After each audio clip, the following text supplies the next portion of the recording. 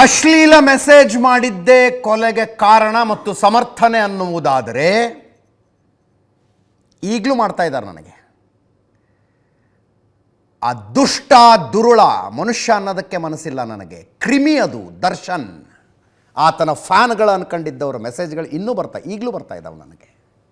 ಒಬ್ಬೊಬ್ಬರನ್ನು ಕತ್ತರಿಸ್ಕೊಳ್ಬೇಕಲ್ಲ. ಅಶ್ಲೀಲ ಮೆಸೇಜ್ ಮಾಡುವುದು ಕೊಲೆ ಮಾಡುವುದಕ್ಕೆ ಸಮರ್ಥನೆ ಅನ್ನೋದಾದ್ರೆ ನಿಮ್ಮನ್ನೆಲ್ಲ ಯಾಕ್ರಯ್ಯ ಉಳಿಸ್ಬೇಕು? ನಿಮ್ಮನ್ನು ಯಾಕೆ ಉಳಿಸ್ಬೇಕು? ಭೂಮಿಗೆ ಭಾರ ನೀವು.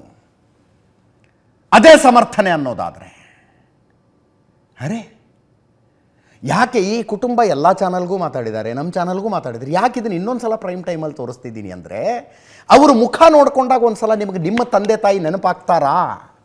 ಆಗೋದಕ್ಕೆ ಸಾಧ್ಯನಾ? ಒಂದು ಸ್ವಲ್ಪನೇನಾದ್ರು ಮನುಷ್ಯತ್ವ ಅನ್ನೋದು ಉಳ್ಕೊಂಡಿದ್ರೆ ಆ ಹೆಣ್ಮಗಳು ಹೇಳ್ತಾಳಲ್ಲ, ನನ್ನ ಗಂಡ ನನ್ನ ಮಗನ ಮುಖ ನೋಡಬೇಕಾಗಿತ್ತು ಅಂತ, ನಿಮ್ಮ ತಂಗಿನೋ ಅಕ್ಕನೋ ನೆನಪಾಗ್ತಾರಾ? ಅದಕ್ಕೆ ತೋರಿಸಿದ್ದು ಇನ್ನೊಂದು ಸಲ ನೋಡ್ಕೊಳ್ರಿ ಆ ಮುಖನ.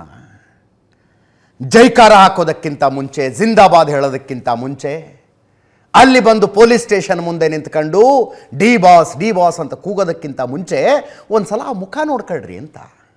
ಅನ್ಯಾಯವಾಗಿ ಕೊಂದುಬಿಟ್ರಲ್ರಯ್ಯ, ಅನ್ಯಾಯವಾಗಿ. ಬಡವರ ಮನೆ ಹುಡುಗ ದುಡ್ಕಂಡು ತಿಂತ ಇತ್ತದು. ಸದ್ಧರ್ಮ ಸದನ ಅಂತ ಮನೆ ಹೆಸರು, ಸದ್ಧರ್ಮ ಸದನ. 20-30 ಸೈಟ್ ಅಥವಾ ಅದಕ್ಕಿಂತ ಸ್ವಲ್ಪ ದೊಡ್ಡದಿರ್ಬೇಕಷ್ಟೇ. ಗ್ರೌಂಡ್ ಫ್ಲೋರ್ನಲ್ಲಿ ಸಣ್ಣದೇ 2 ರೂಮ್ ಕಟ್ಟಿಸ್ಕೊಂಡಿದ್ದಾರೆ ಅವರು. ಮೇಲ್ಗಡೆ ಏನು ಕಟ್ಟಿಸಿದ್ದೀರಿ ಅಂದರೆ, ಮೇಲ್ಗಡೆ ಒಂದು ವ್ಯವಸ್ಥೆ ಮಾಡಿದ್ದೀವಿ, ಸ್ವಾಮೀಜಿಗಳು ಬಂದರೆ ಇರೋದಕ್ಕದು ಅಂತ. 17 ವರ್ಷ ಆಗಿದೆ ಆತನ ತಂದೆ ರಿಟೈರ್ಡ್ ಆದಾಗಿಂದ ಇಲ್ಲಿ ತನಕ ಅವರ ಫುಲ್ ಟೈಮ್ ಕೆಲಸ ಏನು ಅಂದರೆ ಸ್ವಾಮೀಜಿಗಳ ಸೇವೆ ಮಾಡ್ಕೊಂಡಿರೋದು. ಪಂಚಪೀಠಗಳ ಅಷ್ಟೂ ಸ್ವಾಮೀಜಿಗಳು ಬಂದು ಆ ಮನೆಯಲ್ಲಿ ಉಳಿದಿದ್ದಾರೆ. ವಿರಕ್ತ ಮಠಗಳ ಸ್ವಾಮೀಜಿಗಳಲ್ಲಿ ಹೆಸರು ಹೇಳ್ತಾರೆ ಅವರು. ಆ ಸ್ವಾಮೀಜಿ ಬಂದರು ನಮ್ಮ ಮನೆಗೆ, ಈ ಸ್ವಾಮೀಜಿ ಬಂದರು ನಮ್ಮ ಮನೆಗೆ. ಅಂಥ ದೈವಭಕ್ತ ಕುಟುಂಬ.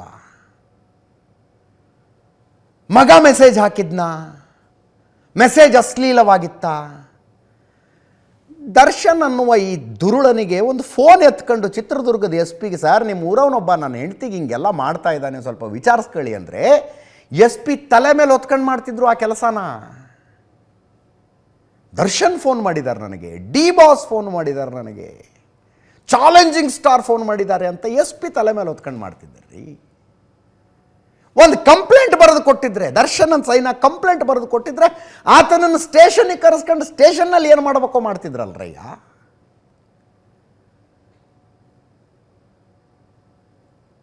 ಸಾಮ್ರಾಜ್ಯ ಕಟ್ಕೊಂಡಿದ್ದೀರಾ ನೀವೆಲ್ಲ ಸೇರ್ಕೊಂಡು.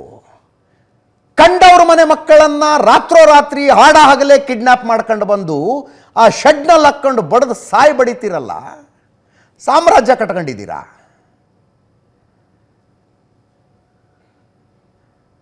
ನಿಮ್ಮನ್ನು ಸಮರ್ಥನೆ ಮಾಡಿಕೊಂಡು ಈಗಲೂ ಮಾತನಾಡುವಂಥವರು ಏನು ತಿಂತಾರೆ ಹೊಟ್ಟೆಗೆ?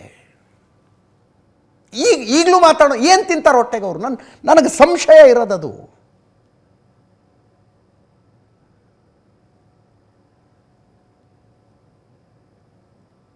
ಆರೋಪಿ ದರ್ಶನ್ನು ಅಪರಾಧಿಯಲ್ಲ. ಅವನು ಯಾವ ಅಪರಾಧ ಮಾಡಿದ್ದ? ಅವನನ್ನು ಅಪರಾಧಿ ಅಂತ ತೀರ್ಪು ಕೊಟ್ಟ ನ್ಯಾಯಾಲಯ ಯಾವುದಾಗಿತ್ತು? ರೇಣುಕಾ ಸ್ವಾಮಿನ ಯಾವ ನ್ಯಾಯಾಲಯ ಅಪರಾಧಿ ಅಂತ ತೀರ್ಪು ಕೊಟ್ಟಿತ್ತು? ಏನು FIR ಆಗಿತ್ತು ಅವನ ಮೇಲೆ? ಏನು ಕೇಸ್ ಆಗಿತ್ತು ಅವನ ಮೇಲೆ? ಏನು ಚಾರ್ಜ್ ಶೀಟ್ ಹಾಕಿದ್ರಾ ಪೊಲೀಸರು? ಕೋರ್ಟ್ನಲ್ಲಿ ವಿಚಾರಣೆ ನಡೀತಾ? ಮರಣದಂಡನೆ ಕೊಟ್ಬಿಟ್ರಿ, ಮರಣದಂಡನೆ.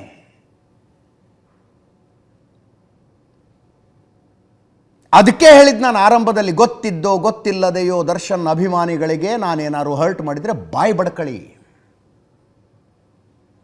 ಪ್ರಾಣ ಬೆದರಿಕೆಗಳನ್ನು ಆಗ್ತಾ ಇದ್ದೀರಿಲ್ಲ, ಪ್ರಾಣ ಬೆದರಿಕೆಗಳನ್ನು. ಹಂಗೆ ಮಾಡ್ತೀನಿ, ಹಿಂಗೆ ಮಾಡ್ತೀವಿ, ಹಂಗೆ ಮಾಡ್ತೀವಿ, ನಿನ್ನ ಬಿಡಲ್ಲ ಅಂತ ಎಷ್ಟು ನೋಡಿಲ್ರಯ್ಯ ನಿಮ್ಮಂಥವ್ರನ್ನ.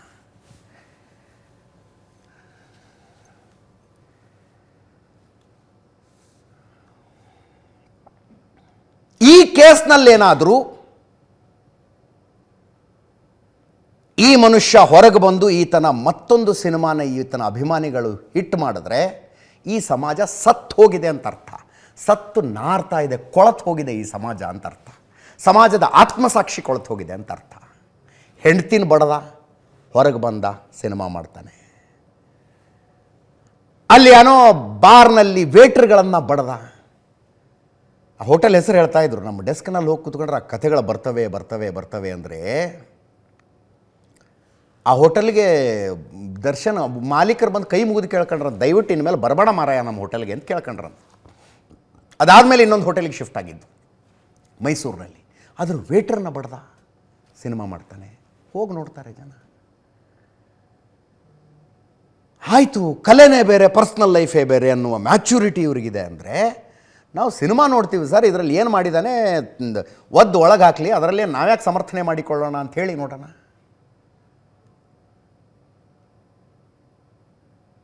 ನೋ, ನಮ್ಮ ಡಿ ಬಾಸ್ಗೆ ನಿಮ್ಮ ಅಜ್ಜಿ.